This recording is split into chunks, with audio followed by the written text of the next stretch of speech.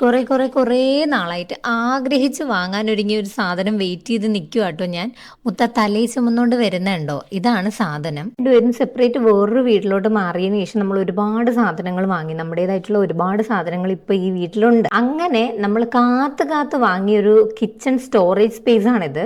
ഞങ്ങൾക്ക് കിച്ചൺ കുഞ്ഞു കിച്ചൺ ആണേ, അതുകൊണ്ട് തന്നെ ഭയങ്കരമായ സ്റ്റോറേജും കാര്യങ്ങളും ഒന്നും തന്നെ ഇല്ല. നമ്മൾ നല്ല ഫണ്ട് ചുരുക്കിയുള്ള രീതിയിലാണ് എല്ലാം പണിതത്. അതുകൊണ്ട് തന്നെ സ്റ്റോറേജ് സ്പേസ് ഒരുപാട് നമുക്ക് കൊടുക്കാൻ പറ്റിയിട്ടുണ്ടായിരുന്നില്ല.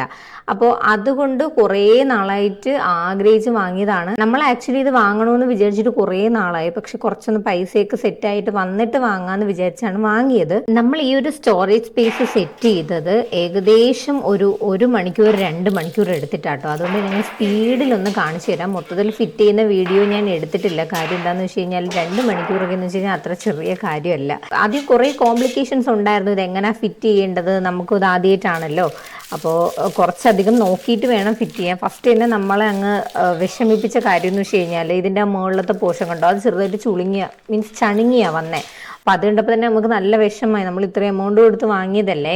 ഞാൻ ആദ്യം ഇതിന്റെ പിക്ചർ ഒന്ന് നിങ്ങൾക്ക് കാണിച്ചു തരാം. കണ്ടോ, ഇതാണ് നമ്മൾ വാങ്ങിയ സാധനം. ഇതിന്റെ ഒരു തട്ടുള്ളതുണ്ട്, 2 തട്ടുള്ളതുണ്ട്. നമുക്ക് 2 തട്ടുള്ളത് വേണം എന്ന് വെച്ചിട്ട് നമ്മൾ അങ്ങനത്തെ ആട്ടോ വാങ്ങിയത്. നമ്മൾ വാങ്ങിയതിന് 5500 സംതിങ് എന്തോ ആയി. അത്യാവശ്യം നല്ല കാണാനും നല്ല ഭംഗിയുണ്ട്. നമുക്കാണെങ്കിൽ ഇതുപോലെയാണ് സിങ്ക് ഇരിക്കുന്നത്. അപ്പൊ എന്തായാലും നല്ല സ്യൂട്ടബിൾ ആവുമെന്ന് ഉറപ്പിച്ചിട്ടാണ് ഞങ്ങൾ വാങ്ങിയത്. പക്ഷേ നമുക്ക് 8ന്റെ പണി കിട്ടി. ഇത് കണ്ടപ്പോഴേ ആക്ച്വലി മുത്ത് പറഞ്ഞായിരുന്നു ക്വാളിറ്റി തീരെ ഇല്ലല്ലോ. എങ്കിൽ പോലും എനിക്കത് കണ്ടിട്ട് ഇഷ്ടപ്പെട്ടു. ഞാൻ പറഞ്ഞു മുത്ത് റിട്ടേൺ അയക്കണ്ട, നമുക്ക് വെച്ചിരുന്നാലോ എന്ന് വെച്ചിട്ട് നമ്മൾ നേരെ സിങ്കിൻ്റെ ആ ടാപ്പിൻ്റെ മണ്ടയിൽ കൊണ്ട് വെച്ചപ്പോൾ നമുക്കത് കറക്റ്റ് അല്ലായിരുന്നു. കാര്യം എന്താണെന്ന് വെച്ചാൽ ടാപ്പിൻ്റെ മുകളിൽ വേണം ഇത് നിൽക്കേണ്ടത്, പക്ഷെ അങ്ങനെ നിൽക്കുന്നില്ല. ഇത് സ്റ്റാൻഡ് താഴെ വെക്കേണ്ടതാണ്, താഴെ വെച്ച് തന്നെ ഉപയോഗിക്കാൻ പറ്റുന്നതാണ്. പക്ഷേ നമുക്കത് സ്യൂട്ടബിൾ അല്ല. അതുകൊണ്ട് തന്നെ നമ്മൾ റിട്ടേൺ അയക്കേണ്ടി വന്നു. പക്ഷെ എനിക്ക് നല്ല വിഷമമായിട്ടോ.